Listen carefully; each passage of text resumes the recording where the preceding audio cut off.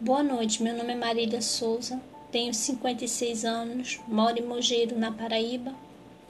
A história que eu vou contar não aconteceu comigo, e sim com a minha avó. Aconteceu em Cajazeiras, quando minha avó ainda era uma mulher jovem. Minha avó tinha 10 irmãos, contando com ela faziam 11. O mais velho se chamava Otacílio. Também era o que mais dava trabalho.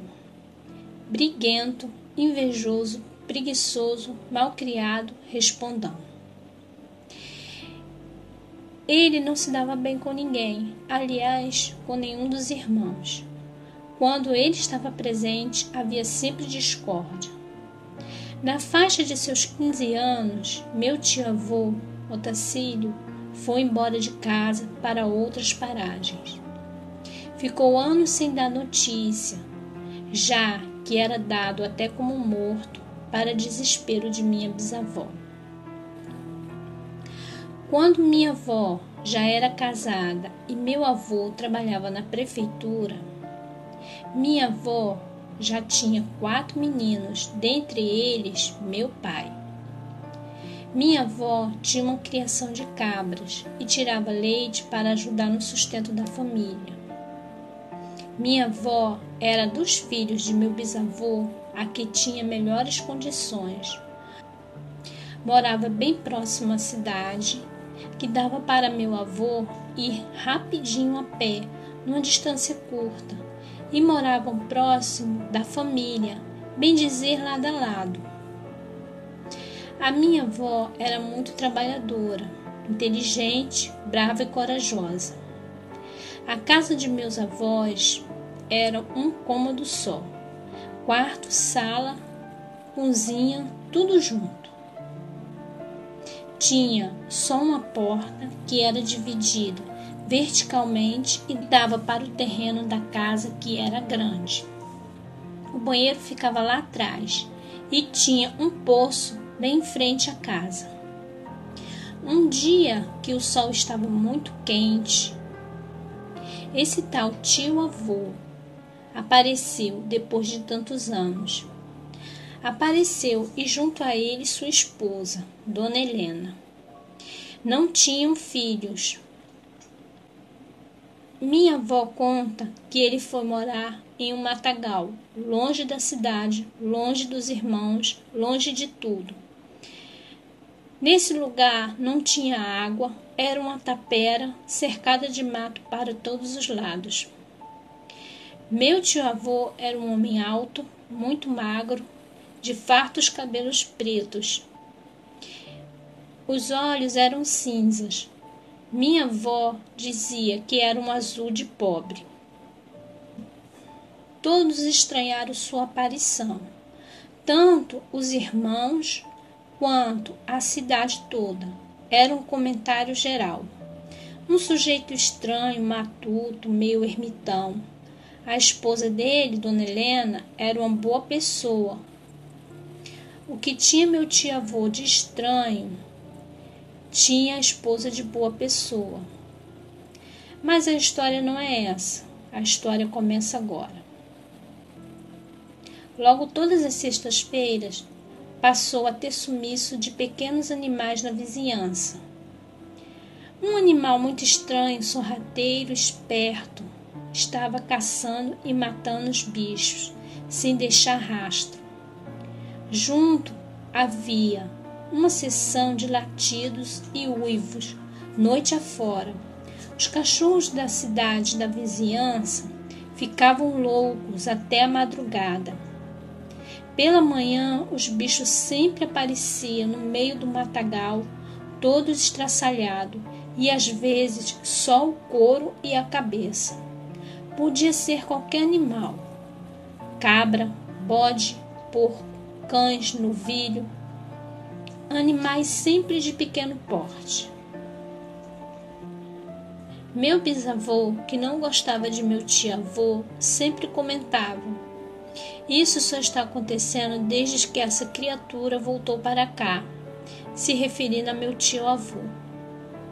É certo que ele só comentava com a família, Mas não foi só ele que reparou isso. Muita gente, inclusive da cidade, também reparou. Mas o que deixou todos desconfiados foi o sumiço de Dona Helena. A mulher sumiu. Anoiteceu e não amanheceu, como diz o ditado popular que minha avó falava. Foi meu bisavô quem deu queixa do sumiço de Dona Helena. O delegado e mais um ajudante foram ver o caso. Foram até o choupana que meu tio-avô Tacílio morava. E lá não a encontraram. Fizeram perguntas a meu tio-avô e ele respondia, horas antipaticamente, horas sarcasticamente. A polícia encontrou todos os documentos, fotos, roupas e utensílios de Dona Helena, o que era muito estranho, mesmo naquela época. E voltaram no dia seguinte com a ajuda de outras pessoas, inclusive meu bisavô, para revirarem a mata atrás de Dona Helena, e não acharam nada, nem mesmo um pedaço de roupa ou um chumaço de cabelo. Nada. A família de Dona Helena foi informada do sumiço e, passado algum tempo, seu irmão escreveu uma carta para meu pai dizendo que Dona Helena ainda não havia chegado na Bahia e que falta de aviso não foi, pois ali ninguém gostava dele.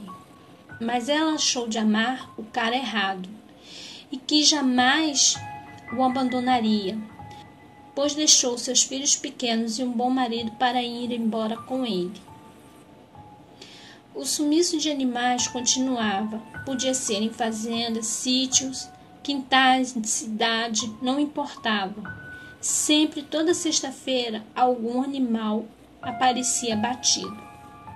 E o povo, que não era bobo nem nada, começou a olhar para minha família meio torto.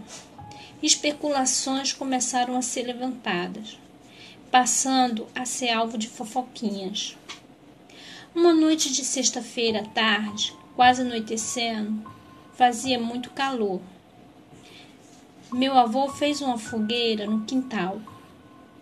A fogueira clareava a casa, já que era tudo na base do lampião, e espantava também os mosquitos. Nessa noite, meu pai conta que não lembra muito bem, mas já tinha tomado banho e estava sentado no chão, terminando a janta, quando ouviram as cabras desesperadas. Meu avô foi até lá ver o que estava acontecendo. Pegou a enxada e foi. Ele nem chegou no meio do terreiro. Já viu de longe uma criatura de corpo longo, pelos negros. Parecia que as patas de trás estavam quebradas.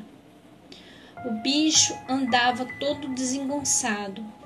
Parecia que a cada passo os ossos dele se quebravam, estalando. Suas orelhas arrastavam no chão. A boca estava sempre aberta, com dentes enormes e uma língua pendurada. Era o cão do inferno. O bichão, que andava devagar, se pôs de pé nas patas traseiras e avançou sobre meu avô com uma velocidade extrema. Empurrou meu avô com extrema força. O animal, muito forte, meu avô caiu próximo à fogueira. Pegando um pedaço de pau, acertou o bichão, que tinha poucos pelos na barriga, e dava para ver que era um macho. A madeira em fogo acertou o bicho, que rolou no chão, uivando até apagar o fogo. Depois ele partiu para cima de meu avô novamente, que não tinha a menor chance contra ele. Não havia nenhuma arma de fogo na casa de meu avô. O lobisomem, com as garras afiadas, fatiou o tórax e a barriga de meu avô, que começou a sangrar imediatamente, perdendo muito sangue. Minha avó assistia tudo em choque, sobre o choro de desespero de meu pai e de meus tios. Foi que, de um estalo, minha avó passou a mão numa foice e atingiu com muita força o animal em seu pescoço, na jugular. Ele deveria estar distraído, atacando meu avô, e nem viu minha avó chegar por trás e acertá-lo. O lobisomem caiu ao lado de meu avô e começou agonizando, tentando se arrastar para o mato. Meu tio mais velho montou no cavalo de meu avô e correu para a casa de meu bisavô, que era ali próximo. Daqui a pouco chegou meu bisavô, meu tio mais velho que havia ido buscá-lo, e, junto com meu bisavô, ele trouxe uma garrucha 38, velha, porém funcionando. Deu 2 tiros na cabeça da fera, que morreu ali mesmo. Ele ajudou meu avô a se levantar, pois estava muito ferido em uma poça de sangue, para ir para dentro, para se limpar e talvez terminar de morrer em casa, pois estava muito ferido. Logo, logo, o quintal estava cheio de gente. Eram amigos, vizinhos, o povo da cidade. Mesmo numa noite escura, eles vieram em socorro, pois haviam ouvido o barulho dos tiros. Foi o delegado que levou meu avô para o hospital mais próximo. O estado dele era muito crítico. Os médicos desenganaram, pois ele havia perdido muito sangue. O que aconteceu com o tal lobisomem? Quando foi clareando o dia, ele foi saindo de sua forma fera para a humana, mesmo depois de morto. E era com certeza meu tio Otacílio. A prefeitura e o padre não quiseram enterrar meu tio-avô no cemitério da cidade. Naquela época tinha muita crença, então enterraram ele onde era uma choupana dele. Apenas 2 de meus tios-avós e minha bisavó esteve em seu enterro. Mas eu sempre fico a pensar, o que o irmão de minha avó fez com o corpo de Dona Helena? É um mistério até hoje. Fico imaginando isso. Ele a matou? Ele devorou? Ela fugiu? Ele enterrou os restos mortais dela? Onde? O que aconteceu com meu avô? Simplesmente agonizou até quinta-feira.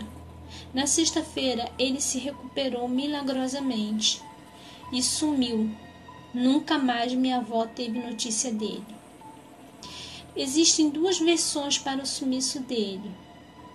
O da minha avó, que meu avô saiu do hospital andando naquela sexta-feira, passou pelo médico, que tentou impedi-lo, sem sucesso, e fugiu para virar lobisomem.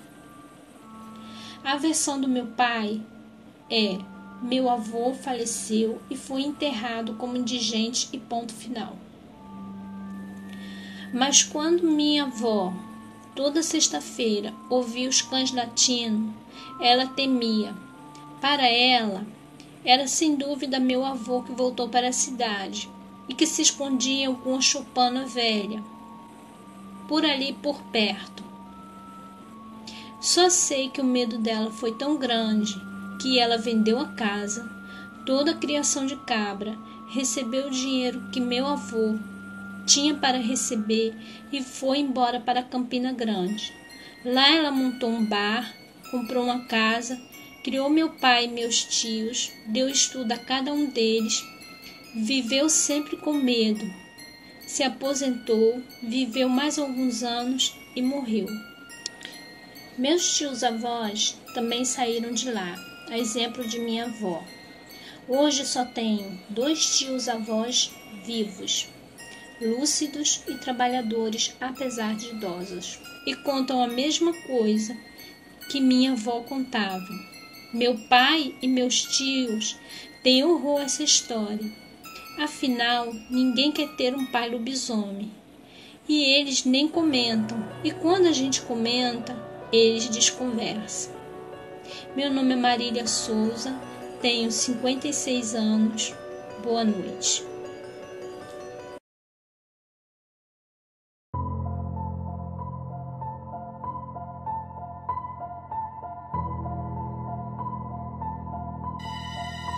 Oi gente, meu nome é Tassiana, sou do canal Tenha Medo TV e vim aqui pedir para vocês não se esquecerem de deixar o like, não se esquecerem de se inscrever e também não se esquecerem de ativar o sininho. Ajude o canal a crescer compartilhando com seus amigos os contos e os relatos. Abraços a todos e boa insônia.